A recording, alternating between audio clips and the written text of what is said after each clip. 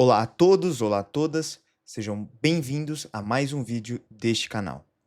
No vídeo de hoje eu vou tratar de um tópico que é importante e que será preeminentemente vivido por vários estudantes do ensino médio no nosso país. Qual que é o nome desse tópico? O Exame Nacional do Ensino Médio, proposto pelo Instituto Nacional de Educação e mais alguma coisa, chamado de INEP. Bom, o que a gente precisa se lembrar é o seguinte: que aqueles que fazem a prova do Enem são pessoas descompensadas. O que são pessoas descompensadas? São pessoas que precisam compensar os seus desequilíbrios existenciais em algum agente externo a elas. Por que você diz isso, Patrímio? Por que você diz isso, Patrímio? Por que você diz isso, Patrímio? Ora bolas, porque a minha tese aqui no vídeo de hoje é que a prova do Enem ela é uma prova feita exclusivamente, principalmente a prova do segundo dia, para que você seja destruído, não cognitivamente, mas que você seja destruído energeticamente. De forma geral, o meu principal argumento é o seguinte: que a prova não é uma prova que mede a arquitetura dos conceitos na cabeça dos alunos, ou seja, a forma como os conceitos estão construídos e consolidados na cabeça dos alunos. A prova, ela não mede também como é que esses alunos têm capacidade de encetar raciocínios complexos e fazer processos de abstração.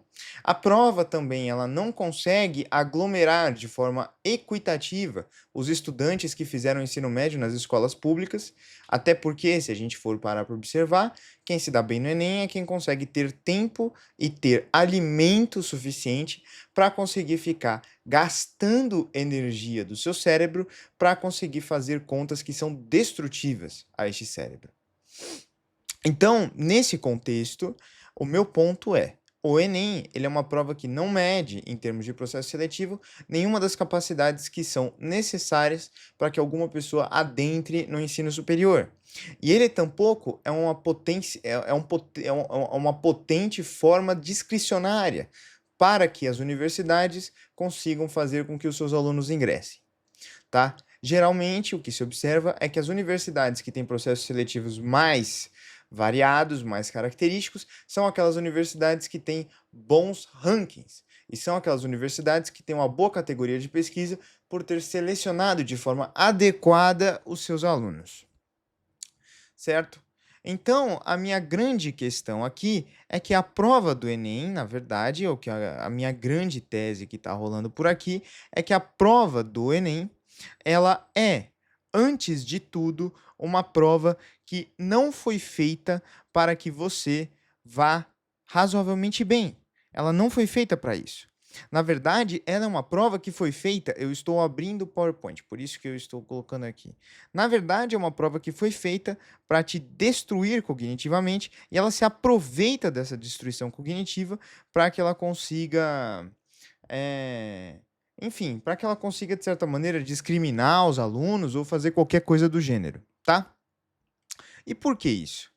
Porque no momento que a gente para analisar a anatomia do cérebro humano, a gente vem aqui e a gente consegue, de certa maneira, usando as neurociências, porque isso daqui não é uma divisão anatômica, tá? Isso daqui é o giro frontal do cérebro, isso daqui não é uma divisão anatômica, principalmente não é uma divisão cirúrgica, mas é uma divisão das neurociências, onde a gente vai ter aqui vários neurônios especializados, onde a gente vai ter, enfim, uma região que é responsável pela tomada de decisões complexas.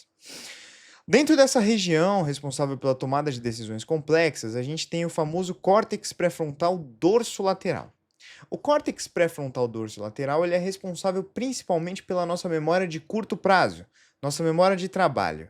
E por que isso é importante?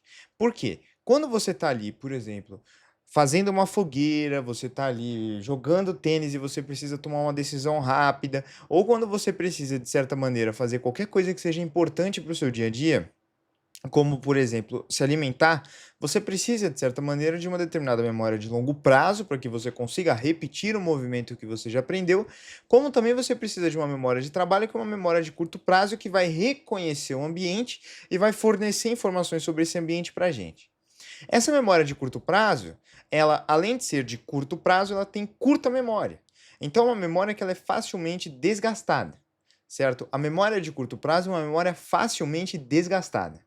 Então, o que que acontece? Se você pega uma prova que se apropria daquilo que é a memória de curto prazo, usando contas que são abomináveis, muitas vezes, como por exemplo 6,5 dividido por 2,83, você, na verdade, se você for tentar fazer a conta de fato, você vai destruir a sua memória de curto prazo em pouquíssimo tempo.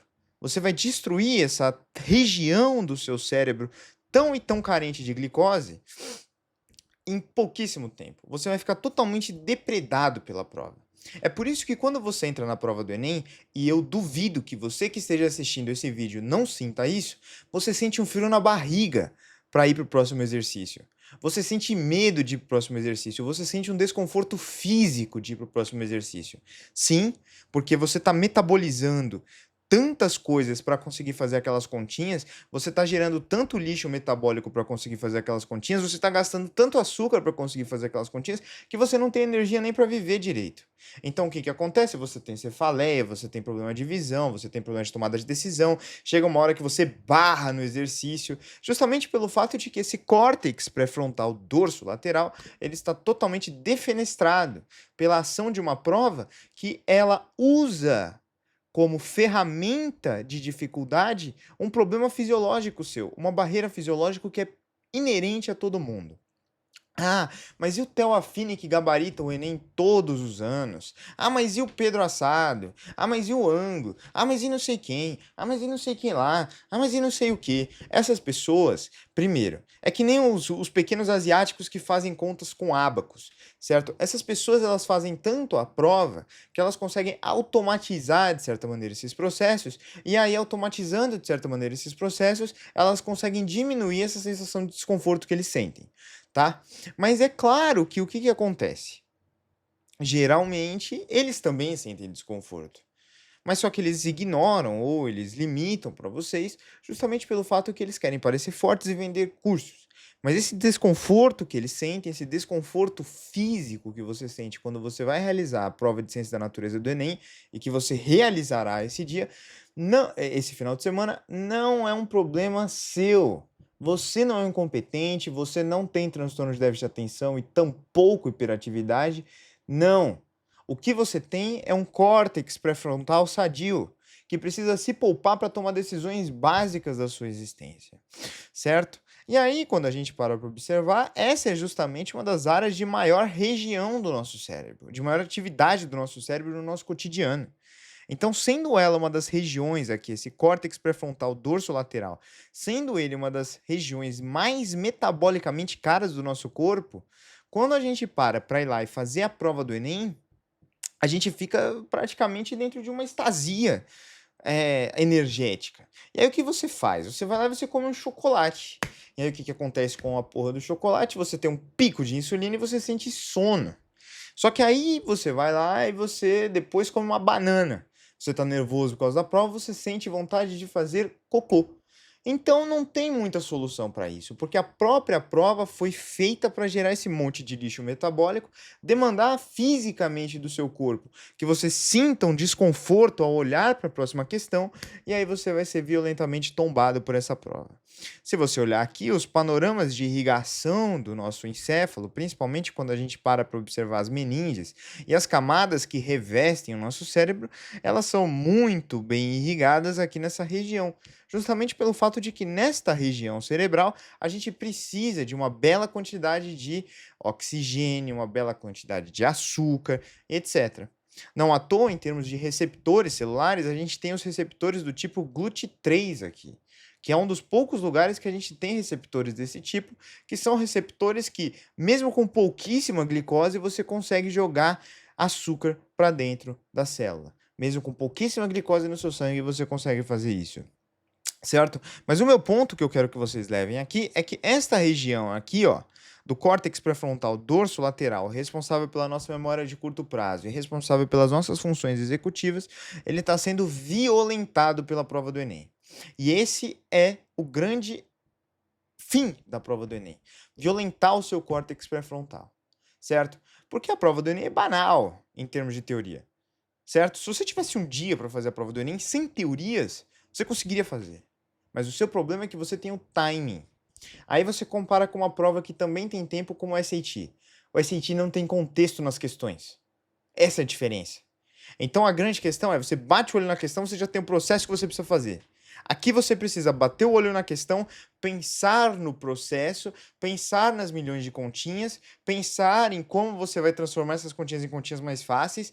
Você precisa de uma outra decisão. Se eu vou transformar essas continhas em continhas mais fáceis, se eu vou fazer as continhas ou se eu vou procurar um método mais simples sem fazer as continhas. Isso te destrói. Ainda mais uma quantidade absurda de questões que nem acontece na prova do Enem. Então, se você for mal nesse final de semana, não fique com medo dos seus próximos vestibulares, porque isso é uma exclusividade do Enem, tá? Essa violência fisiológica é uma exclusividade do Enem, certo? Porque quem fez o Enem é perverso. Então, sendo este sujeito perverso, este indivíduo perverso, o que acontece é que você vai estar sendo destruído fisiologicamente e categoricamente por esta prova. Entendeu? Esta prova foi feita como uma prova de resistência cabal, mas o seu corpo não tem mecanismos para conseguir resolver isso. Diferentemente de um maratonista que você consegue ter ali uma predominância de fibras de um tipo ou de outro, você não tem ali uma vantagem cognitiva com relação à prova do Enem. E aqui a gente tem uma outra região, que é o córtex cingulado médio anterior, que, enfim, está aqui no giro cingulado do nosso cérebro, e é justamente a região responsável por ver o que são coisas que são, como eu posso dizer, que são rotinas, que são habituais e que são passíveis da gente conseguir ficar repetindo em curto prazo, etc. E a gente tem aqui também a forma de tomar decisões. Isso daqui também fica absolutamente destruído, isso daqui também fica absolutamente defenestrado. Essa região aqui, a amígdala, córtex cingulado e tudo mais, toda esta região aqui tem uma complexa via de sinalizações e uma complexa via de irrigação para que se mantenha perfeito todo esse sistema, para que você consiga sobreviver numa determinada situação de luta ou fuga. Só que aí o que acontece? Você é violentamente destroçado. Por isso que te dá o desconforto. O desconforto se dá porque o seu córtex cingulado percebe que você está numa situação violenta para o seu córtex frontal. E aí você sente aquele desconforto, você sente aquela hipobulia. Entende? Não é dia ruim do Enem, não. Vai ser sempre, todos os dias que você for fazer o Enem na hora, você vai fazer. Mal. Certo? E aí, claro, né? Então as pessoas que vão gabaritar, essas pessoas não valem. Certo? Essas pessoas, na verdade, elas sentem o mesmo desconforto do que você, mas de tanto repetir, elas acabam tornando isso daqui menos desconfortável, mas o desconforto é inerente, tá? Então é isso, praticamente, quando a gente para observar aquilo que é a estrutura fundamental do Enem. A estrutura fundamental do Enem é ser uma prova pérfida, é ser uma prova que se apropria de forma indevida dos seus mecanismos fisiológicos e, a partir dessa apropriação indevida dos seus mecanismos fisiológicos, ela usa como critério de correção notas que são, assim, sem sentido.